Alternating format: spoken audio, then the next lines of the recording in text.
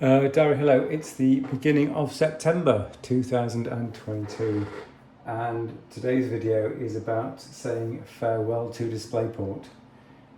So what I'm trying to show you is that instead of using DisplayPort we can just use HDMI and this only becomes an issue if you have multiple displays. So if you don't have multiple displays then you can start watching now. Also I am going to ramble on about Apple and Windows interoperability. So let's look at the situation. We have got a Windows server computer, which is the thing I would use in preference to everything else to do my work. So Windows server. So that's using an NVIDIA, these days got an old card, but still quite powerful. NVIDIA, it's a 1060 card, and that's got an HDMI port, one of, a DisplayPort, I think it's got 3 display ports. And what have we got connected to that lovely computer? We've got a very modern, very new and quite expensive, I would say, LG C2 OLED screen. And that's basically a television, and I would use that as a computer monitor. So that's connected via an HDMI cable to the Windows Server computer. So it's on one of the many HDMI sockets. Secondly, I've got an Ayama, you can see this, an Ayama screen, very old screen. So I'm going to call that Ayama old. And by the way, the screens above you here are the current screens of the converted product, and that's what I want to show you. So in the olden days, I would connect a DisplayPort into this screen. So it's got DisplayPort, it's got HDMI, and it's got another HDMI, and it's got a VGA actually, which is important to connect old computers. So it used to be that I would use the DisplayPort and connect into here, like so. But the testing has shown I can do something different. And that's very important because if you go to the new style of screens, you're going to find they increasingly don't have or have less of DisplayPort adapters. And if you use a television screen, you don't get the chance for a DisplayPort socket. So the original connection was using DisplayPort. I've now changed that to a DisplayPort to HDMI, so I'm display to HDMI. So DisplayPort comes in here and out comes HDMI. So the testing has been, can Windows Server and Windows itself with multiple displays work fine with that connection? And the answer is yes. So here's the NVIDIA control panel, and you'll see on the left hand side here, LG Electronics, and it says connector HDMI. And if we click on this guy, it's Ayama.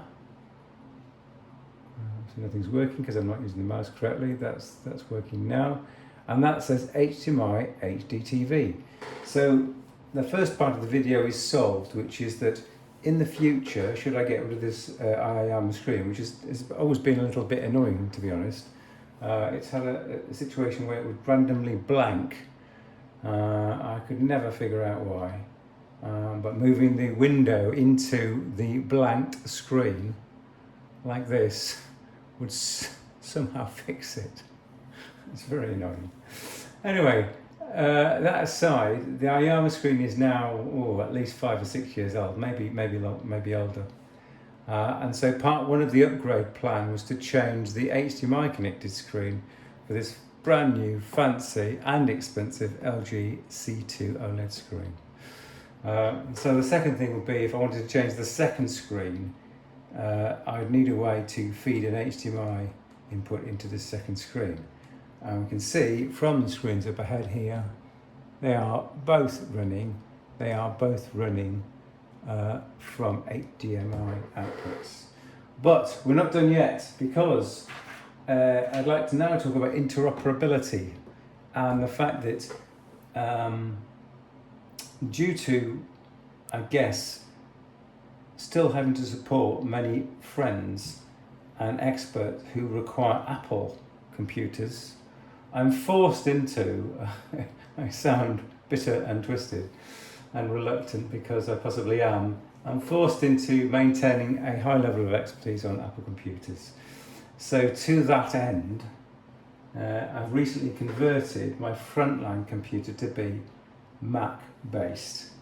Yes, with that awful outdated GUI and that awful non-intuitive way of having to use the mouse for everything and not having any keyboard shortcuts. So let's try and jump slowly to the Apple computer. Let's see if we can do that without completely screwing things up. So first of all, we're going to try and change this screen to HDMI 4 and give that a go. And guess what? We have got the first screen of the Apple computer.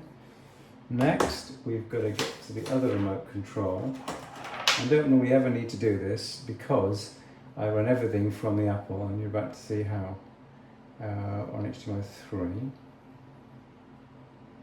Come on, don't let me down. Right, so now we've got two screens.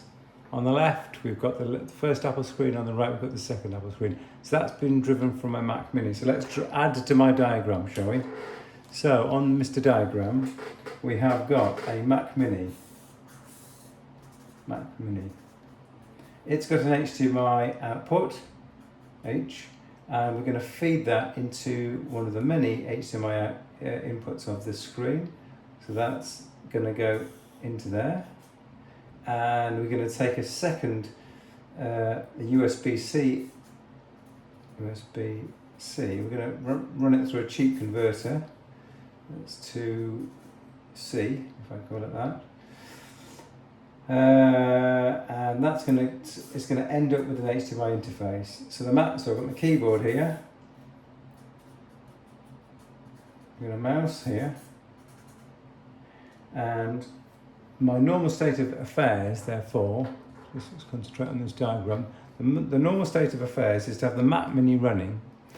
It's connected to a first screen and a second screen, and it's got the keyboard and mouse here. The Windows Server can start without a keyboard and screen attached. It does have screens attached via these other mechanisms, and via the free product from Microsoft, which you can find in the Apple Store. This is where no mouse is working, so that's a bit frustrating. That's because I need to switch the mouse to be Mr. Bluetooth. And come on, baby. Right, okay, so we've got it working. So we're going to start a connection again to the Windows system. Let's get the passwords out of the way, shall we?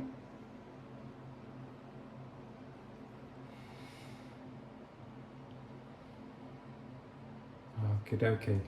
Now that is the Windows system on the Mac Mini being displayed across the network. So where are we on my diagram? So on this diagram here, we've got a LAN connection between the two, an Ethernet LAN between the two, and we're making the connection across the let's draw into the monitors. I hope you know what I mean. The Ethernet is connected obviously to these two devices. So you've got via the Ethernet. We're going from the Mac Mini to the Windows Server. And if we just go to the top of the screen, hopefully you can see the top of the screen, you can see that that's actually a window.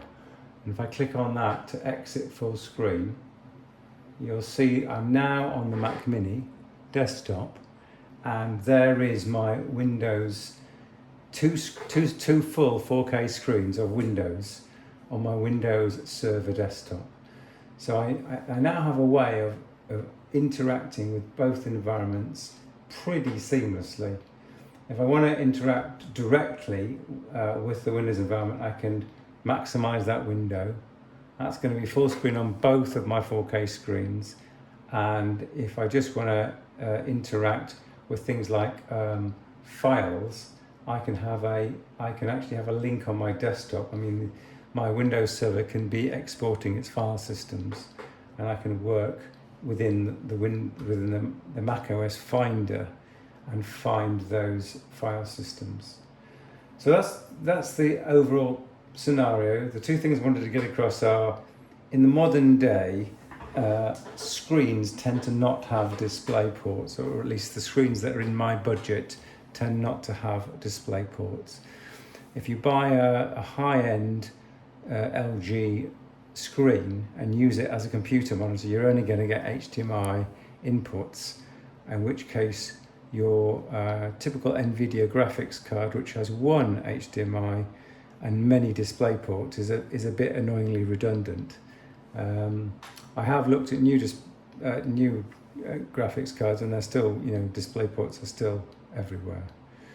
So that's the first point, is yes, you can have two screens attached on the Windows side with HDMI 4Ks. The second one is going from a DisplayPort to an HDMI converter, which was something like £10 on Amazon. I picked one that said worked with Windows, and as you can see, it is working. And the second point for interoperability is that I would normally sit in front of this Mac computer, which forces me into using Mac OS as a primary desktop OS. And that's useful because you soon get to grips with the horrors of Mac OS and live with its disabilities, but a few benefits. One has to admit, it does have some good points. And via using Microsoft Remote Desktop, this product here, we jump through to the Windows system. So I hope that explains how I typically operate, and the big breakthrough is I could, if I wanted to, replace this screen on the left with another LG C2 or equivalent 42-inch screen. Okay, Dari, thanks for watching.